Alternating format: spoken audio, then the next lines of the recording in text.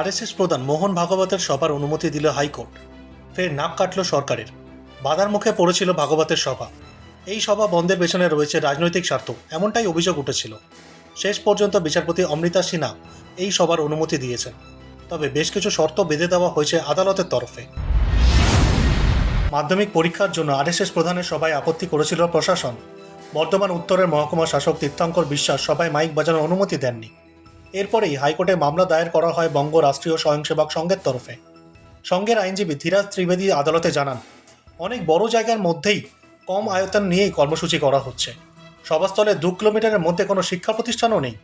রবিবার এমনিতেই ছুটির দিন, তাহলে মোহন ভাগবতের সভা করতে আপত্তি কোথায়? এই প্রশ্নে রাজ্যের অ্যাডভোকেট জেনারেল কেশব দত্ত জানিয়েছিলেন, ওই এলাকায় 3টি স্কুল রয়েছে। মাধ্যমিক এবং উচ্চ মাধ্যমিক পরীক্ষার 3 দিন আগে থেকে পরীক্ষার শেষ দিন পর্যন্ত মাইক চালানো নিষিদ্ধ করা হয়েছে।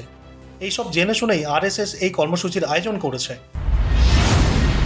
এরপরেই বিচারপতি জানান, রাজ্য যে 3টি স্কুলের কথা বলেছে তার মধ্যে একটি প্রাথমিক বিদ্যালয়, যার সঙ্গে পরীক্ষার কোনো সম্পর্ক নেই। সভা চলবে 1 ঘন্টা 15 মিনিট, তাও আবার রবিবার। শব্দ যেন কমপ্লেক্সের বাইরে না যায় সেটা দেখতে হবে। তবে পরীক্ষার্থীদের অসুবিধা যাতে না হয়। নির্দিষ্ট দিনেই সভা হবে, তবে কর্মসূচি করতে হবে দায়িত্ব নিয়ে। এই পুরো ঘটনায় যে রাজনৈতিক স্বার্থ লুকিয়ে আছে তা স্পষ্ট করে দিয়েছেন বিশেষজ্ঞরা।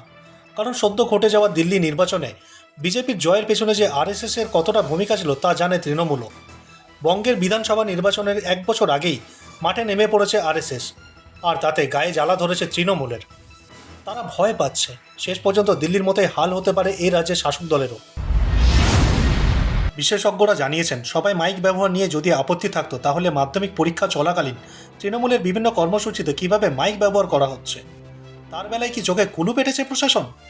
এ বিষয়ে আপনার কি মতামত কমেন্ট করে জানান আমাদের। দেখতে থাকুন বেঙ্গল ফ্যাক্টস।